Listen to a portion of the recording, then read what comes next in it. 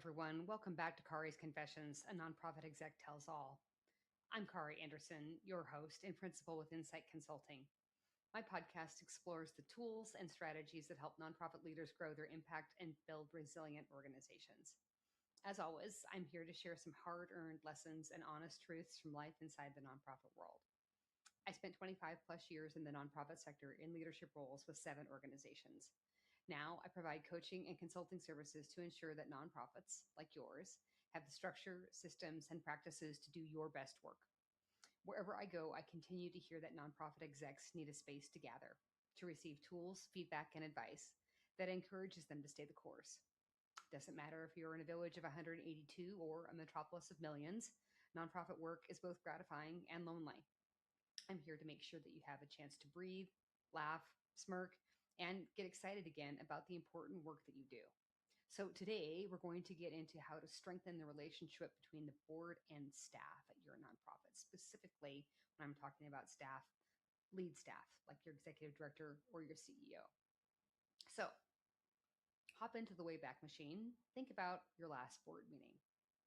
Did you walk out of that board meeting feeling exhausted and not entirely sure why? You know the mission is solid. You know the people in the room care deeply, at least based on the last board self-assessment. And yet there's tension. Decisions take forever. Conversations feel guarded. And sometimes it feels like staff and board are working around each other instead of with each other. If that sounds familiar, you're not alone. So through my work with nonprofit leaders across the country, I have seen this dynamic show up again and again. Incredible missions struggling, not because people don't care, but because staff and board relationships are strained, misaligned, or quietly fractured. And here's the hard truth. Staff and board relationships can make or break a nonprofit. I've worked with organizations doing life-changing work, feeding families, advocating for justice, supporting youth, and watch progress stall because trust between staff and board have eroded. People got tired. Executive directors burned out. Board members disengaged. And donors could feel it. But I've also seen the opposite. I've seen what happens when trust is strong, roles are clear, and staff and board genuinely see themselves as partners. The energy shifts. Decisions get better. The mission moves forward. So today, we're talking about bridging the gap. I've got 5 practical human ways to strengthen staff and board relationships, not through perfection, but through trust, clarity, and shared ownership. Let me share them with you.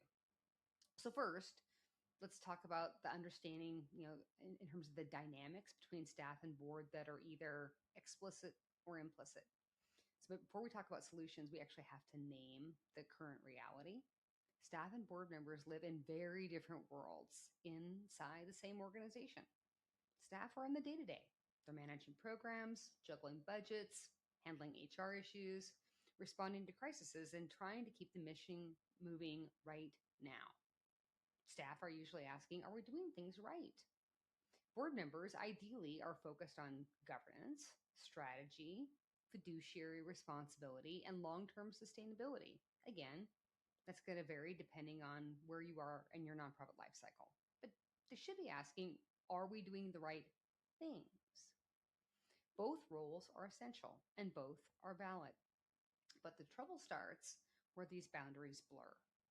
I've seen boards micromanage hiring decisions or insert themselves into operational details they don't fully understand, or they might have understood 2 iterations of the business ago. I've also seen executive directors make big strategic pivots without bringing the board along, often because they were moving too fast or avoiding conflict, or frankly, they had their own agenda and wanted their own way. And when communication breaks down, tension fills the gap. Common sources of friction show up like this. Board members drifting into operations and unintentionally undermining staff authority.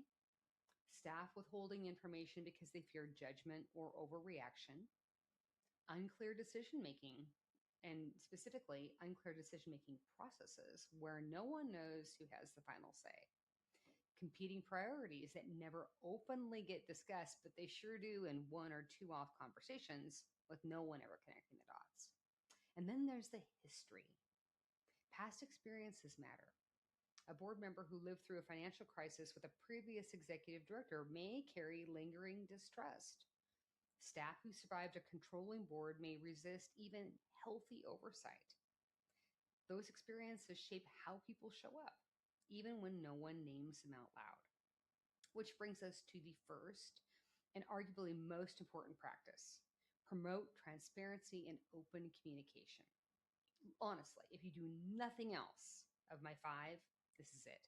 So, trust doesn't grow in the dark. When staff and board operate in information silos, assumptions rush in to fill the gaps. And those assumptions are rarely generous. I often ask organizations, are your communication channels truly two-way, or are they just announcement systems? Transparency in nonprofits doesn't mean flooding everyone with information. I was guilty of that as a younger executive director. I absolutely would bury my board in data, not because I was trying to hide something, I was overly communicating. It means instead intentional access and honest conversation. I once worked with an executive director who felt constantly on edge during board meetings. Every question felt like an interrogation. When we unpacked that whole thing, she realized she was only sharing information when she felt confident or when she had good news. So we tried something different.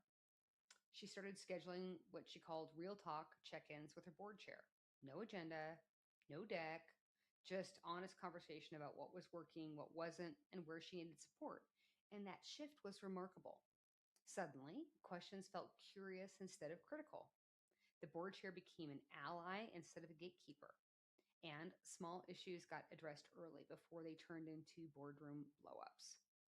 So, practical ways to build this kind of transparency include regular open forums where questions are welcome, not just tolerated. Execs, you know who you are. Clear expectations about what information is shared, when, and why. Direct communication protocols that reduce unnecessary layers. And anonymous feedback tools for sensitive topics. Here's the key: difficult conversations are not signs of failure, they're signs of trust in progress, which leads us to clarity. Number two, we've got an obligation both ways to clearly define roles and responsibilities.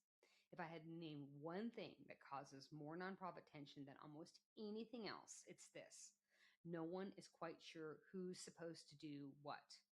And this gets compounded if you've got board directors who serve on multiple boards, where one organization has them differently engaged in operations because there's no staff. And they're also serving on a board where there's a large staff and the board is merely focused on strategy. So I've seen organizations with brilliant people stumble simply because roles weren't clearly defined. This might be your shop right now. Boards thought they were helping. Staff felt undermined. Everyone was frustrated. Clarity is not bureaucracy, it's kindness. One of my favorite tools is a simple responsibility matrix. It answers four questions: who is responsible? Who is accountable? Who needs to be consulted? Who needs to be informed? When organizations map this out, especially around big areas like finances, strategy, and fundraising, conflict drops almost immediately. Board job descriptions matter just as much as staff job descriptions, and it's not the job description from 1954, by the way. Your board chair, treasurer, secretary, vice chair, and committee members should all know what's expected of them, and just as importantly, what's not. And please document your governance policies in a way that people can actually access and understand. A clear board handbook becomes a shared source of truth when tensions rise. Here's what I always remind leaders: clear boundaries don't limit freedom, they create it. When everyone knows their lane, they can move faster with more confidence. So, number three, set clear expectations with regular assessments. So, defining roles is step one, making sure they're working. Step two, healthy staff board relationships rely on shared expectations and regular reality checks. I've watched nonprofits transform when they stopped treating strategic planning as a board only exercise, or worse, an executive director only exercise. When staff voices are included, especially those closest to the work, the plan becomes more grounded, more realistic, and more inspiring. And just as important, progress reviews. Not the once a year polite nodding session, but real, quarterly, and for some of you, monthly conversations. What's moving forward? Where are we stuck? What assumptions need to be revisited? Feedback has to flow both ways. Boards need to be able to say, this isn't working as intended.